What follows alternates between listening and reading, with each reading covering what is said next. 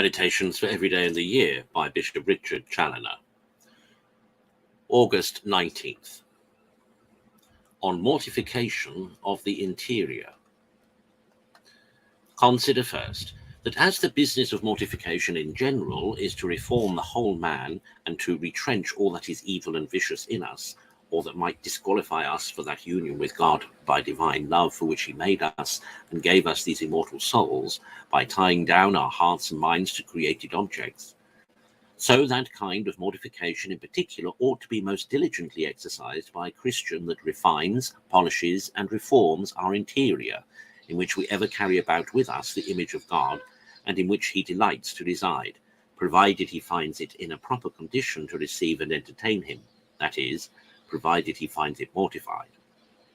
O my soul, what ought we not then to do to qualify ourselves for so great a happiness as this, of having God with us, and of being interiorly united to him?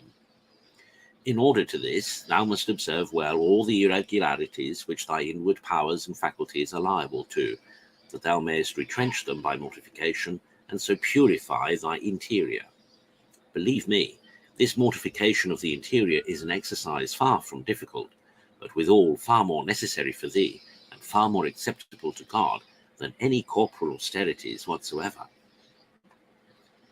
Consider, secondly, what those irregularities are of thy inward powers and faculties that stand in need of being retrenched by mortification. Alas, if thou wilt but give thyself the leisure to study well what passes in thy own interior, and to know thyself, thou wilt find thy understanding liable to pride, self-conceit, self-sufficiency, presumption, a variety of empty curiosities, and many errors of dangerous consequence in practice. Such errors, I mean, as oppose the maxims of the gospel and represent things in false lights, and weigh them in false ways, so as to influence the poor soul to prefer the temporal before the eternal. Thou wilt find thy judgment liable to be rash and precipitate, and quite clouded with the exaltations that arise from thy passions and self-love. Thou wilt find thy memory liable to many vain wanderings and evocations, ever full of empty things and forgetful of God.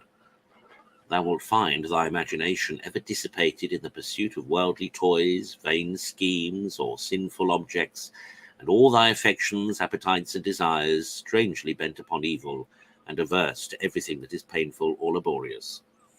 See, my soul, what a piece of work is here cut out for thee, and how much thou hast to mortify in thy interior to qualify it for a union with God.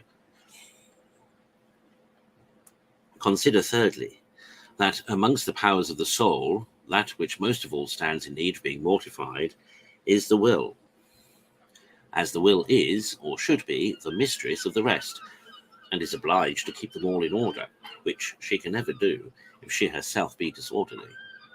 Hence the Holy Ghost admonishes us by the mouth of the wise man, Ecclesiasticus 18, verses 30-31, quote, "Go not after thy own lusts, but turn away from thy own will. If thou give to thy soul her desires, she will make thee a joy to thy enemies." Close quote. Hence also he tells us, Proverbs 29, verse 15, quote, "The child that is left to his own will bringeth his mother to shame." Close quote. Because this will of ours, when indulged, is capable of hurrying us away to all that is evil, and therefore we are called upon in the gospel to hate our own soul, animam suam, that is, our own wills in this world, if we hope to be happy in the next. For the fire of hell, says St. Bernard, can burn nothing but our own will. Conclude, to apply thyself seriously to this most necessary mortification of thy interior, and more especially of thy own will and desires. This mortification is to be exercised, first, by denying to thy own will whatever it craves contrary to the will of God.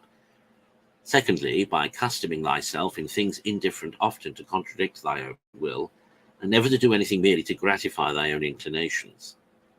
Thirdly, by curbing, even in things that appear to be good, that eagerness and hurry which nature, passion, and self-love are apt to prompt thee to, and setting before thy eyes and quietly following on these occasions the will of God, and not thy own.